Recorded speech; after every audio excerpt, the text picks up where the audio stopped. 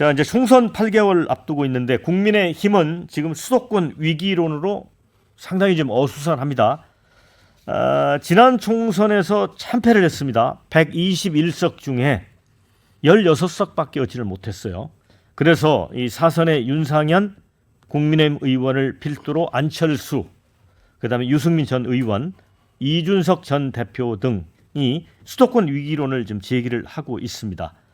특히 이제 윤상현 의원은 영남권, 강원권 일색인 당 지도부 책임론까지 공개 제기를 했어요.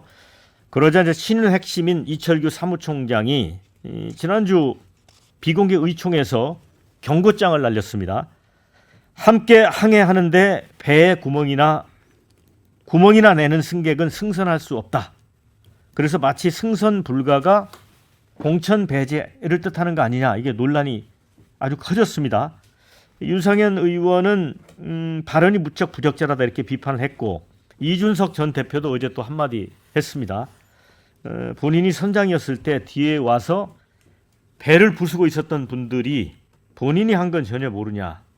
그러면서 또 이철규 사무총장이 아무 말도 하지 않으면 아무 일도 일어나지 않을 것이다. 꼬집었습니다. 여당 내 상황도 좀 되게 복잡합니다. 신성범 의원님.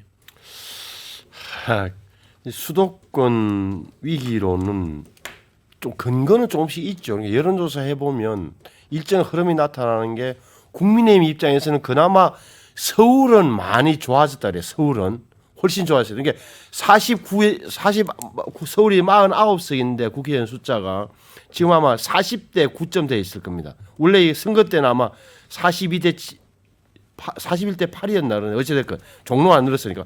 이런데 서울은 많이 좋아졌다 그래요. 그런데 경기도 특히 인천 경기 중에 특히 경기도는 좋아지는 기미가 안 보인다는 게 당 안팎의 여론이에요. 뭐 여론조사 해봐도 그렇다는 거고.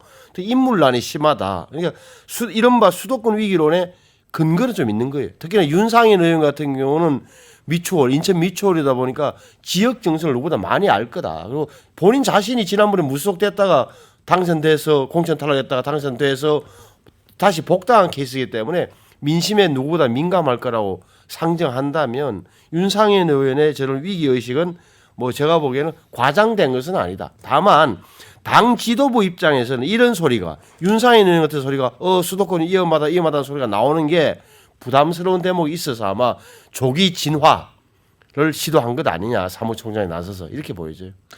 김영주 의원님. 네. 저는 궁금한 게 그 여당 내에서 이런 목소리가 나와야 준비를 더 하는 거 아닙니까? 그걸 굳이 그렇게 승선 불가 뭐 이렇게 해석될 수 있는 걸로 발언하는 게 맞나요? 우선은 여당의 특성상 사실은 이런 목소리가 잘 안 나오는 특성이 있습니다. 민주당에 비해서. 근데 이런 목소리가 나왔다는 것은 우선 대통령께서 지지율이 뭐 35%에서 40% 사이에 박스권에 갇혀 있다라고 하는 부분들이 있고, 또 실제적으로 여러 가지 어떤 뭐 이번 오송 참사라든지 또 그 이후에 나타나는 최상병 문제라든지 또 여러 가지 뭐 그 대통령실에서 해야 하는 일들이 굉장히 거칠다. 그리고 또 하나는 수도권은 제일 중요한 건 중도가 어느 때보다 지금 포션이 높지 않습니까? 30%가 되는데 지금 대통령실과 대통령께서 하시는 일들이 굉장히 말하면 보수를 겨냥한 듯한 작심 발언들, 예를 들면 그런 것들이 있어서 최소한 강복 회장도 만족을 시키지 못하는 뭐 그런 거잖아요. 사실은 뭐 48년 건국론이면 독도가 우리 게 아니다. 뭐 그런데다가 지금 한일 관계가 너무 좋아서 일본이 뭐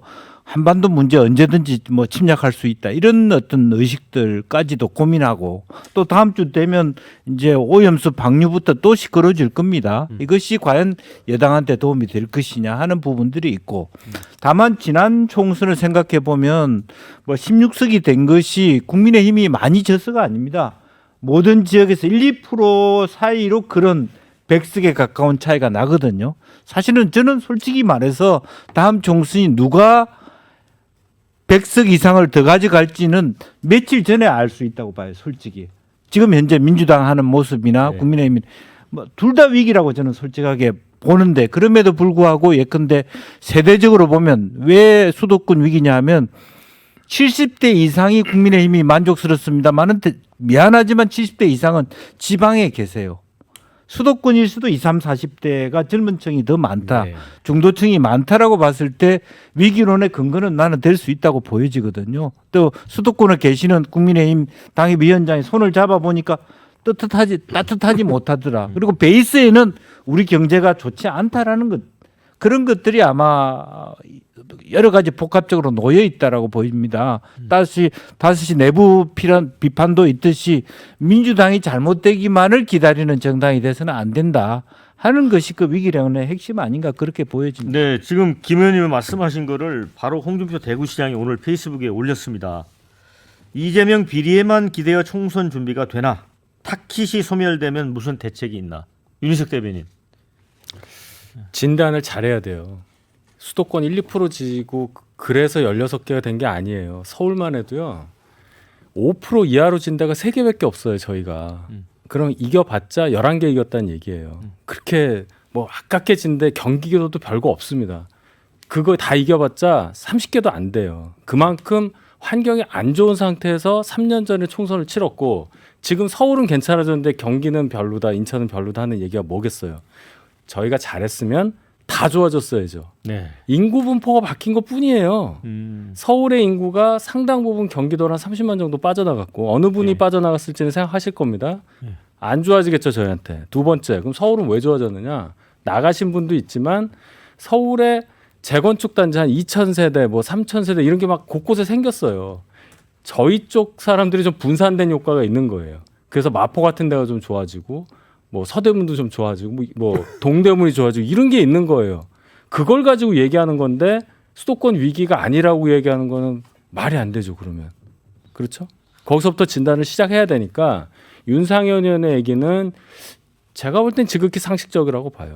대신 당 지도부에서는 자꾸 그런 말이 나오는 걸 좋아하시지는 않겠죠. 뭐 그런 정도의 갈등이 아닐까 그 정도로 해석하고 싶습니다. 네. 자, 이제 이승훈 부위원장은 어떤 생각이 드세요? 지금 위기 의식은 실은 빠를수록 좋아요. 자꾸 지금 윤상현 안철수 전 의원이 위기 의식을 가지고 있다고 하니까 배가 침몰할 것이다 이런 얘기 자체가 이철구 사무총장이 저는 굉장히 잘못하고 있다고 생각되고요. 민주당도 위기 의식이 빠를수록 좋다. 그래야지 준비를 하지 않겠습니까? 근데 지금 민심은 굉장히 혼란스럽고 정권을 지원해야 된다 생각하는 사람도 있지만 이 정권을 지원해서 뭘 할 수 있지 이런 생각도 굉장히 많이 있거든요. 그래서 무당층이 굉장히 높아진 이 시기에 위기의식은 굉장히 좋다 이런 말씀 드리고요. 지금 윤석열 대통령 그리고 윤석열 정부의 국정 동력은 이재명 대표 같아요. 그냥 이재명 대표에 올인해서 하고 있는데 그 홍준표 시장처럼 타깃이 없어지면 굉장히 혼란스러울 수 있을 것 같고요. 문제는 저는 지금 언론도 그렇고 윤석열 정부도 그렇고 경제를 굉장히 외면하고 있는 것 같아요. 자신들에게 굉장히 불리한 소재니까 너무 외면하는 것 같은데 국민들은 외면할 수 없는 문제거든요. 예전에 과거에 빌 클린턴 전 대통령이 바보야 문제는 경제야 라는 걸 가지고 대통령이 당선된 적이 있는데 윤석열 정부는 유독 북한을 싫어하면서도 북한에만 좀 너무 집착하는 것 같아요. 북핵 문제, 안보 문제 굉장히 중요한 문제고 이제 좀 그 정도 했으면 경제 문제도 심각하다는 것을 인식하시고 이것에 대해서 좀 해법들을 내놔야 되는데 너무 경제부총리라든가 이런 분들이 다 대통령, 경제에 별로 그렇게 좀 능력이 없다고 그래야 되나? 전문성이 없는 대통령을 보완해 줄 경제부총리라든가 이런 경제 관련 전문가들이 목소리를 내서 지금 뭔가 변화를 줘야 되는데 뭐 추경도 없다, 뭣도 없다 그냥 새로운 정책을 제시하지 않는 거예요. 그런 부분이 조금 나중에 국민의힘의 위기로 다가올 수 있겠다 싶습니다.